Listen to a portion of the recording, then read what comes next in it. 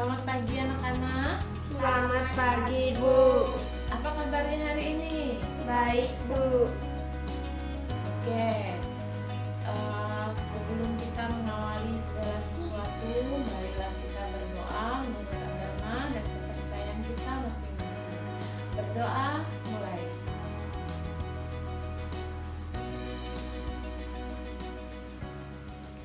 Selesai. Baik, saat ini Ibu ingin mengecek kehadiran kalian. Apakah hadir semua hari ini? Hadir semua, Bu. Oke, ya.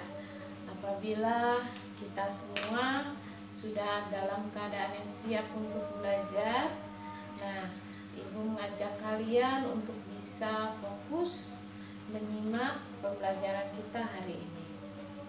Nah, sebelumnya Ibu sudah memberikan materi pada Google Classroom terkait dengan materi hari ini. Ibu rasa pasti ada yang bisa menjawab. Ya. Tentunya kita belajar tentang perencanaan tapak atau side plan. Pada materi yang lalu kita telah belajar tentang proyeksi 2D yang menghasilkan tampak atas, depan, samping, dan belakang. Apakah ada yang bisa menebak termasuk tampak apakah side plan itu? Saya, Bu. Tampak atas, Bu. Ya, bagus.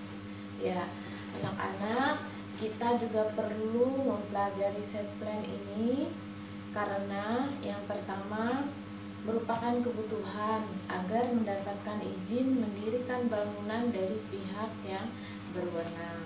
Yang kedua, sebagai dasar perhitungan dan penempatan masa bangunan di dalam tapak untuk langkah selanjutnya dalam pembuatan denah.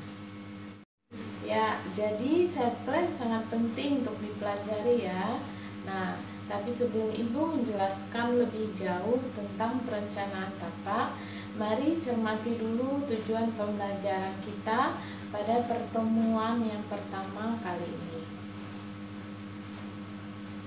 Tujuannya adalah setelah mempelajari modul tentang perencanaan tapak dan video pembelajaran tentang pemahaman istilah tapak serta contoh peta konsep, peserta didik dapat yang pertama merinci apa saja yang perlu diperhatikan dalam merencanakan tapak, baik tapak kantor maupun hunian, secara mandiri dan bertanggung jawab. Kemudian yang kedua, membuat peta konsep secara mandiri dan bertanggung jawab. Nah, setelah anak-anak tahu tujuan pembelajaran kita, mari kita mulai mengupas tentang rencana tapak atau side plan. Coba perhatikan keempat gambar dalam tayangan ini. Manakah menurut kalian yang merupakan gambar side plan yang benar? Silahkan dicermati dulu dari gambar 1, 2, 3, dan 4. Manakah gambar yang benar menurut kalian? Gambar 1, Bu. Baik, betul sekali, gambar 1. Berarti kalian sudah paham tentang side plan ya secara garis besar. Kalau begitu kita lanjutkan dengan peta konsep atau mind mapping. Mari lihat tayangan ini. Cara membuat peta konsep adalah sebagai berikut. Yang pertama, mengidentifikasi ide pokok atau prinsip yang melingkupi sejumlah konsep. Kemudian yang kedua, mengidentifikasi ide-ide atau konsep sekunder atau penunjang yang menunjang ide utama.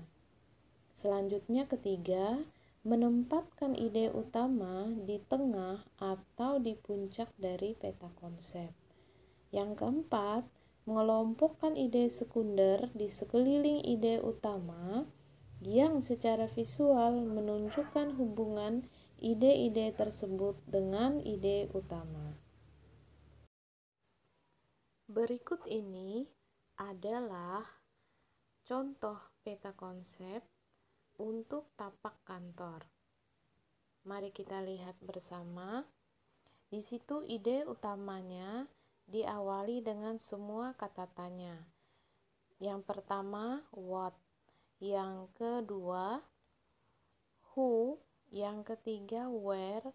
Dan yang keempat, how. Nah, dari what itu kemudian dijabarkan lagi menjadi ruang dalam, ruang luar, dan seterusnya. Kemudian who.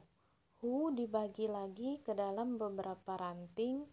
Pengguna 1 pegawai, pengguna 2 tamu atau pengunjung, pengguna 3 itu adalah pengantar barang atau bagian zona service. Selanjutnya adalah where. Where juga dibagi menjadi 2, lokasi tunggal dan lokasi dengan alternatif. Berikutnya adalah how.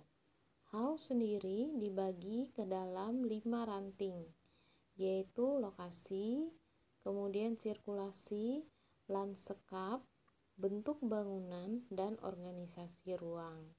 Nah, di bagian titik-titik itulah yang harus dilengkapi. Kemudian organisasi ruang itu dibuat dalam bentuk diagram. Untuk lebih detailnya, silakan kalian membaca kembali dari modul yang sudah Ibu berikan di Google Classroom. Nah, sampai di sini dulu penjelasan dari Ibu. Mungkin dari kalian ada yang bertanya, apakah yang perlu ada dalam gambar tapak atau side plan itu? Mungkin juga ada yang berpikir, bisakah perencanaan tapak kantor disamakan dengan perencanaan tapak hunian? Nah, itu yang akan kalian bahas nanti saat mengerjakan tugas yang akan Ibu sampaikan setelah ini. Silahkan nanti kalian cari informasi sebanyak-banyaknya dari handout, dari LKPD, maupun modul yang sudah Ibu upload di Google Classroom. Dari tujuan pembelajaran yang telah disampaikan sebelumnya, kalian sudah diminta untuk membuat peta konsep. Nah, diharapkan tiap siswa dapat menghasilkan 2 peta konsep. Sebagai contoh, tadi Ibu sudah menjelaskan tentang peta konsep untuk tapak kantor. Kemudian kalian lengkapi titik-titik yang telah ditentukan tersebut. Bila sudah menyelesaikan peta konsep untuk perencanaan tapak kantor, baru dilanjutkan dengan membuat peta konsep untuk tapak hunian. Silakan jika mau berdiskusi dengan temannya nanti di Google Classroom, tetapi hasil akhirnya adalah secara perorangan. Kemudian hasil peta konsep kalian silakan disajikan dan dikirim ke Google Classroom.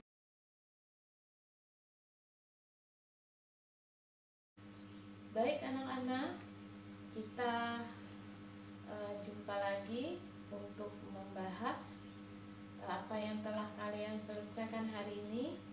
Waktu kita sudah habis untuk menyelesaikan pekerjaannya. Ibu sudah mengecek di Google Classroom, semua siswa sudah mengumpulkan masukan dan koreksi dari Ibu sudah Ibu sampaikan di Google Classroom. Berikut adalah beberapa kesimpulan dari pelajaran kita kali ini. Ya, Ibu berterima kasih buat kalian yang telah menyelesaikan tugasnya dengan baik dan tepat waktu. Nah, untuk tugas di rumah, nanti silakan kalian buka di Google Classroom dan diselesaikan sebelum kita bertemu di pertemuan berikutnya, yaitu analisis tapak. Tetap semangat ya, dan jaga kesehatan. Nah, mari kita akhiri pertemuan kita hari ini dengan berdoa. Berdoa, mulai. Selesai. Terima kasih atas perhatiannya. Ibu ucapkan selamat siang.